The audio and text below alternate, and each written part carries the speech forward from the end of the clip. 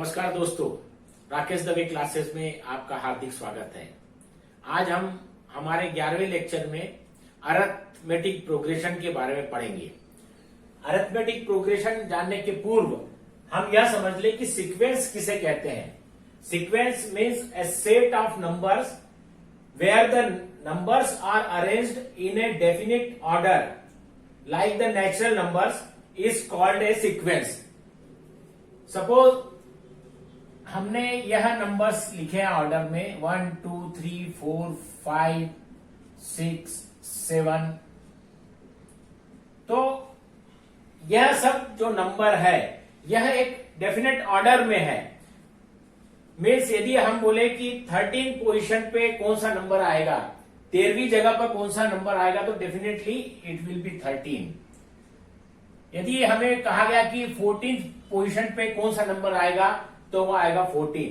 तो इस तरह के किसी भी अरेंजमेंट को set of numbers is called sequence.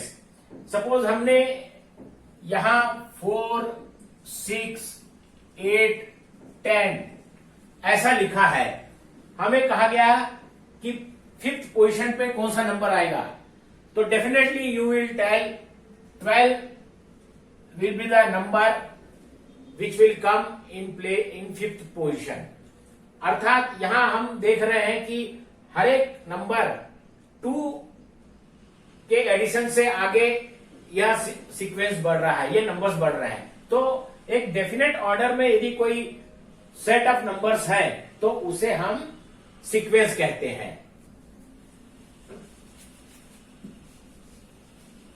अब सीक्वेंस के लिए मैं कुछ और उदाहरण देना चाहूंगा। सपोज हमें एक टेबल दी हुई है जिसमें अलग अलग बॉक्सेस में अलग अलग सर्कल दिखाए हुए हैं।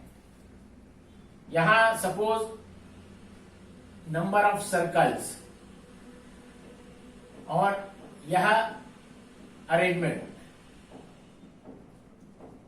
इस ऑर्डर में हमने ये टेबल बनाया।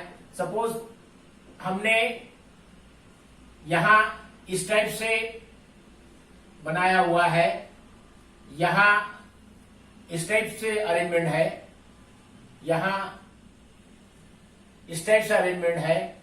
तो डेफिनेटली यह अरेंजमेंट देखने पर हमें मिलता है कि पहले बॉक्स में एक सर्कल बताया हुआ है, दूसरे बॉक्स में 3 सर्कल बताए हुए हैं, तीसरे बॉक्स में 5 सर्कल बताए हुए हैं। तो इस बॉक्स में कितने सर्कल आएंगे, definitely you will tell 7 circle will be there.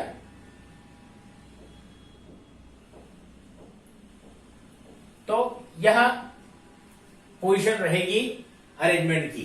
तो किसी भी नंबर्स का जो अरेंजमेंट यदि किसी पर्टिकुलर ऑर्डर में है तो उसे हम सीक्वेंस कहते हैं। इसी तरह से बहुत से हम अरेंजमेंट देख सकते हैं। सपोज हमें यहां इस टाइप से लिखा हुआ है,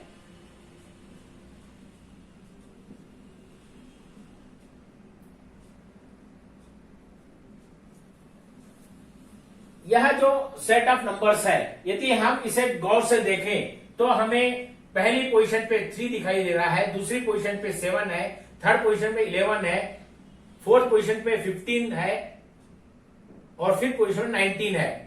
तो 6th पोजीशन पे क्या आएगा, आप डेफिनेटली बोलेंगे या इट विल बी 23। या आपने किस आधार पे बताया 23 आया, क्योंकि हम देख रहे हैं कि जो सक्सीडिंग नंबर है, यहां 4 को यदि 3 में ऐड किया तो 7 आता है, यहां 7 में यदि 4 को ऐड किया तो 11 आता है, 11 में यदि 4 को ऐड किया तो 15 आता है, 15 में यदि 4 को ऐड किया तो 19 आता है। इसी तरह से नेक्स्ट टर्म में डेफिनेटली 19 में यदि हम 4 ऐड करेंगे तो 23 आएगा। तो यह जो सेट ऑफ नंबर्स है इसे हम सीक्वेंस कहते हैं। अब इसके बाद में कुछ और एग्जांपल मैं देना पसंद करूंगा आपको। सपोज आपको दिया हुआ है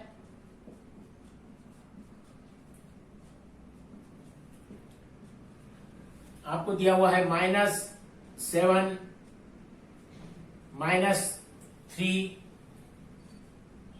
1 5 9, तो इस बॉक्स में क्या आएगा आप बता पाएंगे? और यहां क्या नंबर आएगा?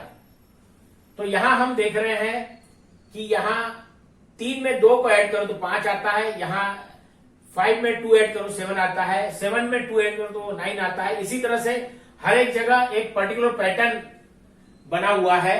तो इस पोजीशन पे यहां 13 आएगा और उसके नेक्स्ट पोजीशन पे यहां 15 आएगा। तो यह अरेंजमेंट एक पर्टिकुलर ऑर्डर में है, इसलिए इसे हम सीक्वेंस कहते हैं। इसी तरह से यहां देखा जाए तो -7, -3, 1, 5, 9, तो यहां यदि आप गौर करें तो आपको मिलता है कि हर एक जो सक्सीडिंग टर्म है उसमें यदि आप 4 से एडिशन करें तो आपको नेक्स्ट नंबर प्राप्त होता है। -7 में यदि +4 करेंगे तो -3 मिलेगा, -3 में +4 करेंगे तो आपको 1 मिलेगा, 1 में यदि +4 ऐड करेंगे तो 5 मिलेगा, 5 में यदि 4 को ऐड करेंगे तो 9 मिलेगा। तो 9 में डेफिनेटली हम आगे यदि 4 को ऐड करेंगे तो हमें नेक्स्ट टर्म मिलेगा, तो इट विल बी 13। तो इस तरह से सेट ऑफ नंबर्स को हम निकाल सकते हैं। आपको एक और एग्जांपल में लिखता हूं।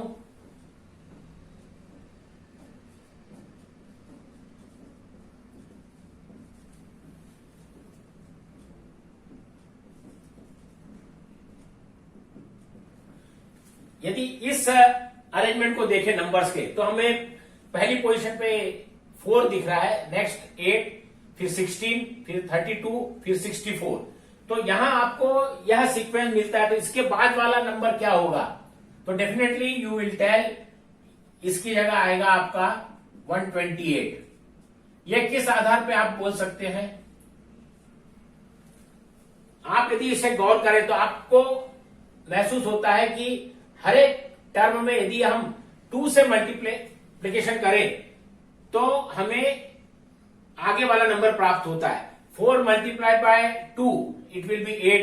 8 में यदि 2 से मल्टीप्लाई करें तो 16 आता है, 16 में 2 से मल्टीप्लाई करेंगे तो 32 आएगा, 32 में 2 से गुणा करेंगे तो 64 आएगा, 64 में यदि हम 2 से मल्टीप्लिकेशन करेंगे तो 128 आएगा। अर्थात यहां मल्टीप्लिकेशन कांस्टेंट है।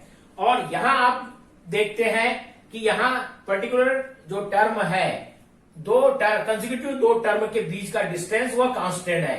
तो ऐसे जो अरेंजमेंट को जिसमें सक्सीडिंग जो टर्म है वह पर्टिकुलर नंबर ऐड करने पर हमें प्राप्त होती है। यहां हमने जैसे देखा 3, 7, 11, 15, 19, इसमें हर एक सक्सीडिंग जो टर्म है उसमें यदि प्रीवियस टर्म के अंदर यदि हम कांस्टेंट 4 ऐड करेंगे तो हमको नेक्स्ट टर्म मिलती है। इसी तरह से यहां देखा हमने यदि 2 से एडिशन करेंगे तो हमें यह सीक्वेंस प्राप्त होता है। यहां इस थर्ड में देखा कि हमने -7 में 4 ऐड करेंगे तो 3 मिलेगा, 3 में 4 ऐड किया तो 1 मिलेगा।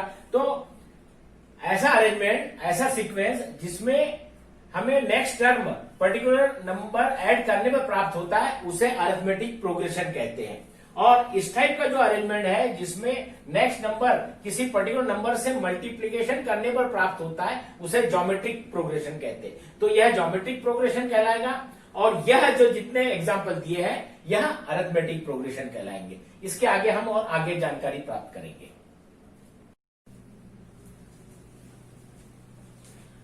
दोस्तों, अरिथमेटिक प्रोग्रेशन के बारे में विस्तृत जानकारी के पूर्व हमें सीक्वेंस में टर्म किसे कहते हैं वो मालूम देखना जरूरी है। 1, 3, 5, 7, 9, 11 यह एक सीक्वेंस दिया हुआ है। इसमें 1, 3, 5, 7 को पर्टिकुलरली मैथमेटिक्स की लैंग्वेज में T1, T2, T3, T4 और इनडेफिनेट सीक्वेंस होगी तो nth टर्म को Tn+1 इस तरह से रिप्रेजेंट किया जाता है। मतलब ऑर्डर्ड जो टर्म है it can be represented T1, T2, T3, T4 in mathematic language. तो यह टर्म किसे कहते हैं यह आपको जानना अति आवश्यक है।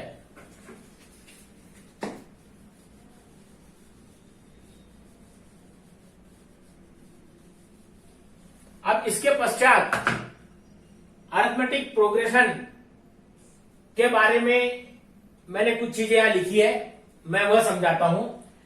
In a sequence if difference Tn-1 and -Tn, अर्थात दो कंसेक्यूटिव जो टर्म है उनके बीच का डिफरेंस यदि is constant then the sequence is called an arithmetic progression. इसके पूर्व भी मैंने आपको एग्जांपल दिया था, जैसे वो 2, 4, 6, 8,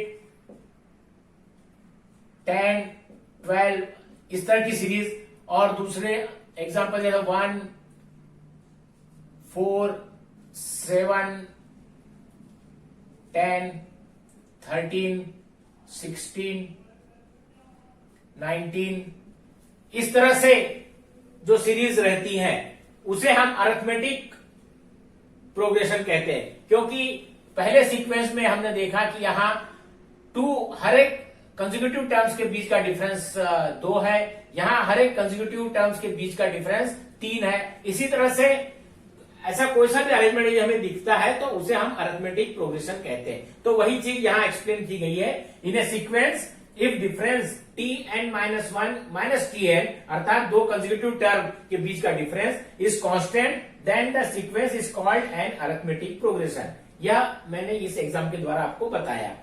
इसके आगे दूसरा जो एक अरिथमेटिक प्रोग्रेशन के बारे में जो जानकारी दी है, in an arithmetic progression the difference between two consecutive terms is constant and it is denoted by d। मतलब इस सीरीज के अंदर दो कंसेक्यूटिव टर्म के बीच का जो डिफरेंस है वो 2 है, इसमें 3 है, तो यह जो इस सीक्वेंस में 2 जो है it is called common difference. Common difference बोलते हैं, या कांस्टेंट है तो उसको हम डी से रिप्रेजेंट करते हैं, और difference D can be positive, negative और 0।